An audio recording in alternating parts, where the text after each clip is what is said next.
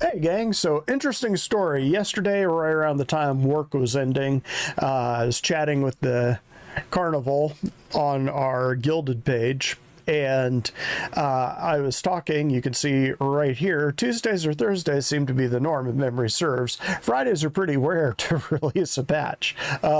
Guess what happened? Let's talk about it.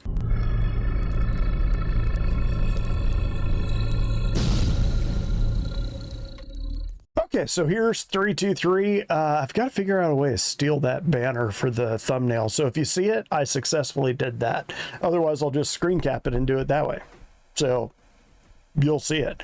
Anyways, this video was going to be about 323, the fact that I was kind of happy they were letting it cook, and the fact that it was probably most likely that they'd be dropping it with Invictus, because I thought it would be weird to drop this patch on Friday or this week or last week, depending on how you measure weeks, and then drop Invictus on Thursday of next week. I just thought, why would you do that? Just drop them both at once and let it cook for another week. But they dropped us, so here we are.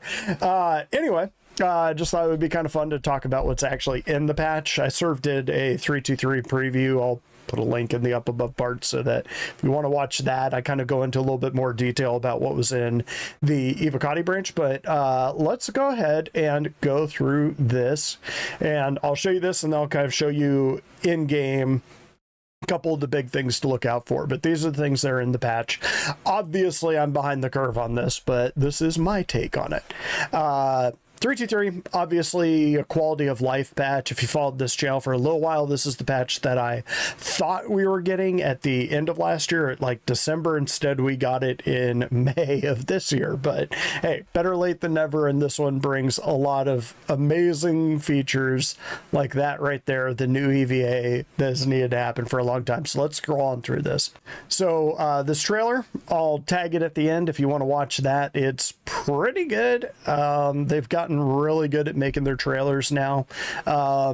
Pretty accurate. I would expect even getting into the game will be rough for probably the next few days. Just they always are when they drop a new big number patch. So just keep trying. Eventually you'll get in. They will figure that part out. It will be buggy at first. Usually, if you're a newer player and you're not used to the whole alpha thing that this game is,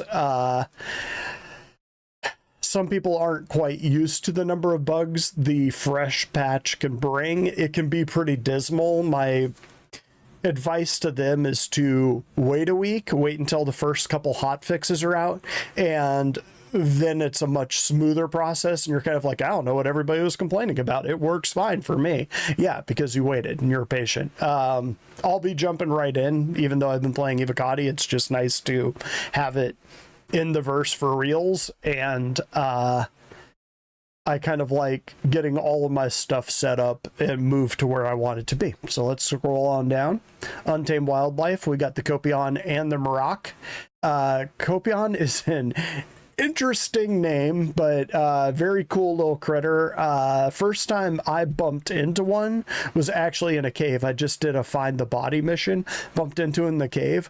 They're not so lively out in the fields, at least the last time I saw them. They're just kind of standing there. I could just kind of sit there with a sniper rifle and be like blink blink blink and knock them all down. In the cave is a totally different story. They swarmed me, and that was very scary. So you want to experience the real thing, go into a cave. I think they've kind of tweaked the AI now that they react a little bit better.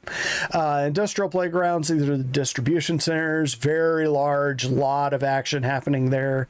It is kind of a set piece, so the AI knows where to go. They're not wandering out beyond the distribution center, but inside the distribution center, and on top of it, they're pretty lively. Those things are going to be a good time, especially when they get all the insides. I mean, you could basically create a whole game just around a distribution center, and it would be a pretty interesting experience. And for us, it's just an add-on to a patch, a quality of life patch. So moving on down, Bioticorp. So this is one of the really big things. This is kind of a sign of maturity for CIG, that this character creator is next level, that this is sort of what you expect Star Citizen to be. This is why we've backed it for a decade and given them what, $800 million, is so that they can kind of make tech that we haven't seen anywhere else. And this isn't completely unique. You've seen these kinds of things everywhere, but to this fidelity, level of detail in a massively multiplayer game, which this is edging towards right now. It's just multiplayer. It's not massively multiplayer, but it's getting there. And the part of the underlying tech is in this patch. So let's go on down. Custom character customizer, pretty cool. Again, check the vids that I linked in the up above parts, where I kind of go into that. Intense dogfights. This is the new master modes. I haven't engaged in a huge number of dogfights in this one, but master modes is something that'll impact everything. A lot of the new keybinds are kind of related to it, and the way that you play the game are related to it. So even if you don't dogfight, I would suggest practicing with the master modes. Just go somewhere quiet and play on your own, like a moon where there's not someone shooting at you, and out in deep space, like half jump to another location and do it there. New EVA. This is other people have things that they are much more excited about. This is the thing that I am really excited about, is the new EVA. Like, the EVA in this game was so frustrated and so broken and so bad that you almost never wanted to go into EVA. This new one is very clean. It went from one of the worst EVA experiences I've seen in another game to one of the better ones. And this is something I've been harping on for years. But new EVA, awesome. They also have the other things like laying prone has been fixed up. So let's keep going. New Mobiglass, again, quality of life patch. New Mobiglass is pretty cool. It doesn't apply to all of the apps yet, but most of them. There's also some very big features in Arena Commander, like this right here. Engineering, next big loop that's probably coming to the game, probably the most impactful loop for this game when it comes out, so watch for that. Yeah, engineering. If you're not much of a dogfighter, you're not really big into FPS, if you've got a friend that's kind of like, I'm more into like Star Trek games, or I'm sort of playing in the engine room, let them play that Arena Commander thing, not only because it's a different kind of gameplay, but also because it's in Arena Commander. You won't be getting griefed by other players. You won't have to respawn an hour away, get all your stuff together, or lose stuff that you wanted to keep, and then come in. So get them into that. And then by the time it drops into the real game, they'll be hooked, and you can addict them to the cult like we were, allegedly. The environmental effects, the water effects, they look pretty cool. They'll be tweaked over time. The new clouds are in now. God rays light come down through the clouds. All that's just kind of sitting with the fidelity. So again, very cool. We'll play this just so that you can see it. Still a little janky. I mean, that doesn't feel like water. It kind of feels like very liquidy jello. But the clouds, my God, that is, if you've got a graphics card that'll run them at that level, wow, that is Microsoft Flight Simulator levels of amazing there. But let's move our way on down. The Mirai Pulse. So this is the straight to flyable ship. Kind of like I was saying in my last vid, no big shocker, it's $35. That is as cheap as CIG goes, which again is as expensive as some fully developed games. But again, most gaming companies make money by selling the game. And so you sell copies and copies and copies and copies of the game, and that's how you make your money. CIG hasn't made a game yet. They've got an alpha tech demo, which is slowly making its way to becoming a game, and they've got Squadron 42, which will soon release as a game, but they haven't started selling the game. So the only way they can fund 5 studios and 1,200 devs or 1,200 employees, something like that, is by selling these ships. And so here we go. Here's the Mirai Pulse. I would give the advice that as a vehicle, like a ground vehicle and a very, very, very small vehicle, probably buy it in game. I mean, I would think that this thing in game, which will be with like 3.2.3.1 or 3.2.3.4 or 4.0, it'll be in the patch. Until then, you'll probably just be able to use someone else's. Say, hey, does anyone have a Pulse I could ride around on? Do it that way. They typically have it for real money sale, and then in the next patch, next big number patch, they'll have it for sale in-game for in-game money. So you can buy it that way. Probably be able to afford this thing less than an hour of grinding, depending on your ship, even less, like 15 minutes if you got a reclaimer, which they have nerfed the earnings on that, by the way. But there you go. If you want to fund the project, this is kind of a fun way to do it. I think this will be an extremely useful vehicle, but never feel like you have to. And we'll take a look at the Pulse in a second here. Okay, so they have added a lot of things for FPS. They added the new scopes. You can kind of see it here. The sort of haziness.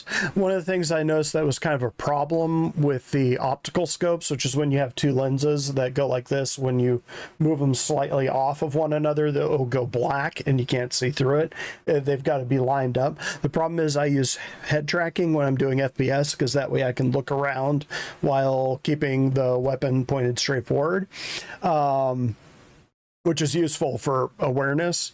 But with the head tracking, your head will be just slightly off and your scope becomes useless at that point. So they do have the digital scopes as opposed to the optical ones. I might have to switch to those because I was noticing with the optical ones, it was just constantly going black. I'd go to look through it and I'd get a black screen.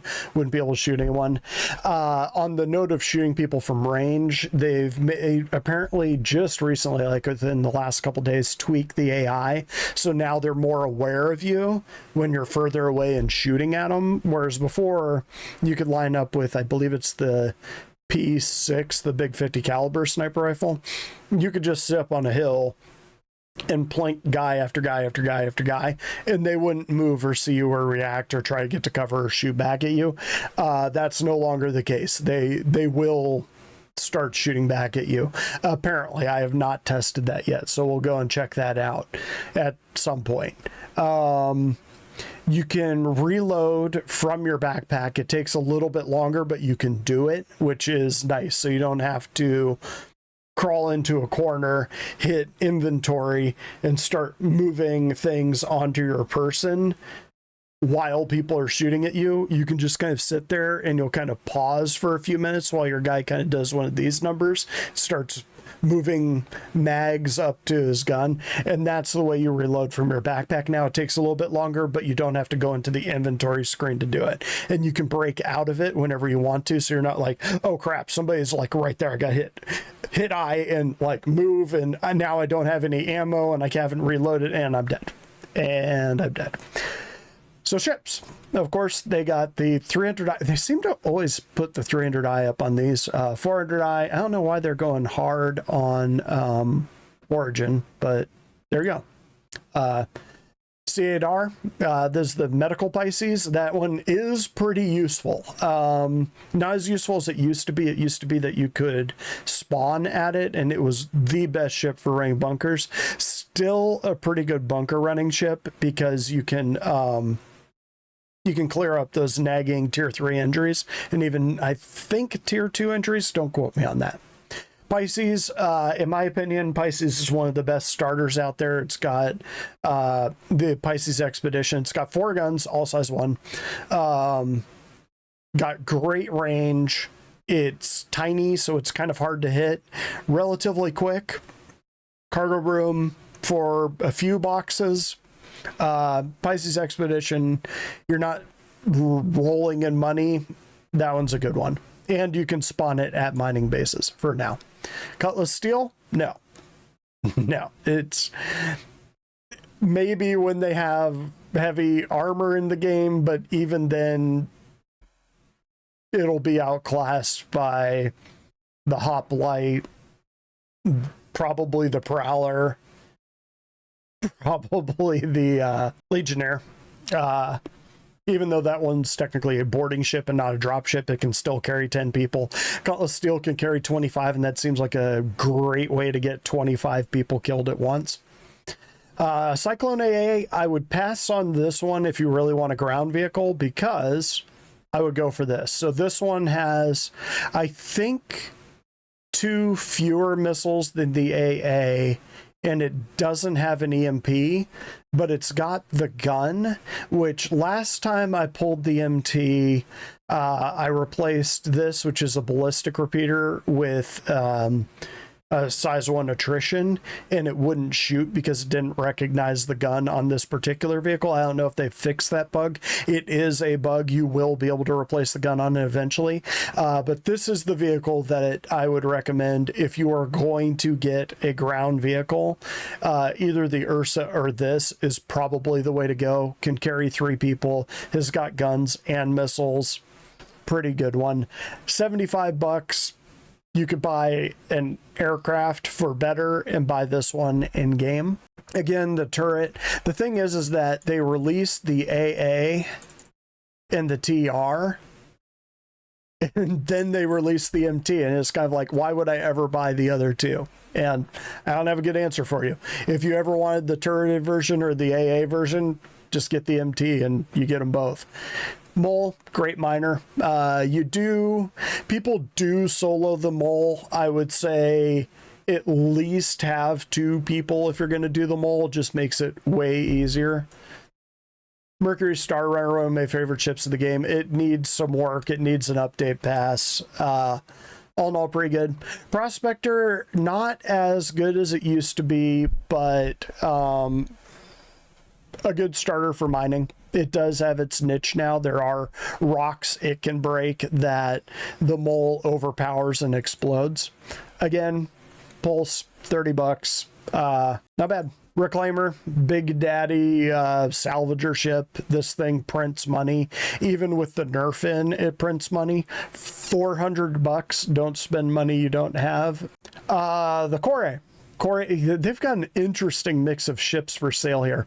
The Kore is the cargo version. As much as I love the design on this ship, there are other ships in this weight class that are just way better than it. The Nomad you could get for $65. I'd recommend taking the Nomad over the Kore, unless you just really like its aesthetics, the way that it transforms, so it goes vertical.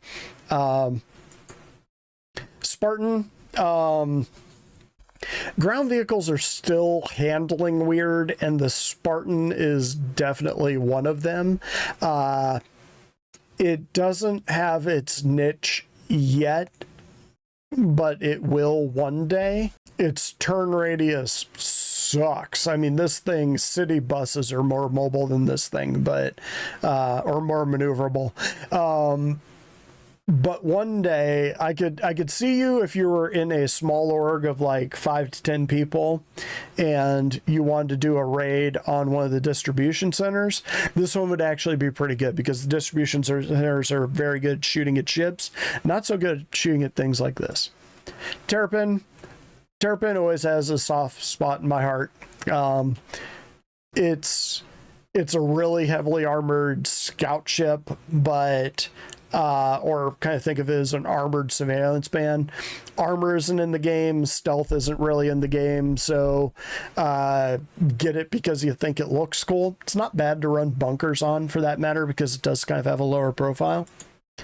Vulture, again, starter salvager ship. You can make some decent money with the Vulture. Vulture is a good place to start. Again, they've kind of nerfed the funds a little bit, but it's not bad. So we'll take a quick look at the pulse here, and then I'm going to jump into 323 and show you the key binding that will probably screw you up the most. So you've got this right here. So up tempo, they've got the fast version and the one with the repeater on it, which is pretty sick. Got a little gun on there. You're going to see a lot of people running bunkers with that. Yeah, just all in all, pretty cool looking ship. Very small. Height is 1 meter, length is 3.15 meters, and width is 0.9 meters. So like 10 feet by 3 feet by 3 feet. So yeah. Technical specs, let's see, that's what we just looked at.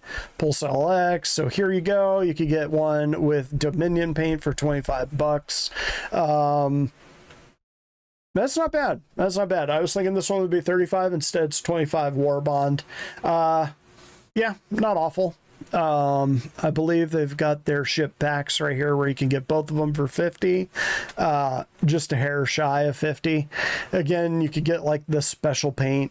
Again, don't ever feel obligated like you have to buy paints. It's interesting that's coming with the Freelancer Miss of all ships. But again, if you want to support the project, it's your money, dude. You can do it. They've got a few paints here. They've got kind of the black one, the sort of dark blue one. So there's a good view of it. Let's see what they look like. So you got red, orange, blue, black, and kind of what I like to call the Hurston colors. Yeah, I will be picking up one of these just because I think that this will be a very useful craft just because of its size. You'll be able to get into any ship, even ships that you normally wouldn't be able to fit things into, like the Pisces, for instance. But again, you don't have the money or you don't want to spend the money on something like this, wait a patch and get it in game. It'll be like 15K or something. You'll be able to get it running 3 missions in about 30 minutes. Let's take a look at the game itself. All right, so here we are in 323. I won't go ahead and show you the whole thing with building your character and stuff because I already did that. So let's go ahead into options because this is where the real action is. Click on key bindings, advanced controls, and customization. Hang on. No. So this is an interesting bug that I just found. You go to advanced control customization, which is where you used to do your key bindings. And it's going back to game settings. So they're going to have to fix that. So the big one, X used to be going prone. Now you wipe your visor with it when you hold down Alt. So X doesn't really do anything. Prone is now control. So when you're hitting X and nothing's happening, it's because it's control now. Not sure why they changed that, but they did. At least they didn't change jump. So jump is the same thing it's always been. Control is now prone, which a lot of people I think had that one set to crouch, which is now C. So just be aware of that eventually when they fix this so that it actually goes to key bindings, which is interesting. That was working. Let's see. Okay, so that's a bug they'll have to fix. Yeah, well, gang, that is all I got for this one. I'll probably have more for this game later once I start get my character all built up and stuff like that. I'll kind of show off the Mirai Pulse, which I'm definitely getting. Call your mom, and unless she's not around anymore, she's an asshole, in which case, don't. Catch you next time.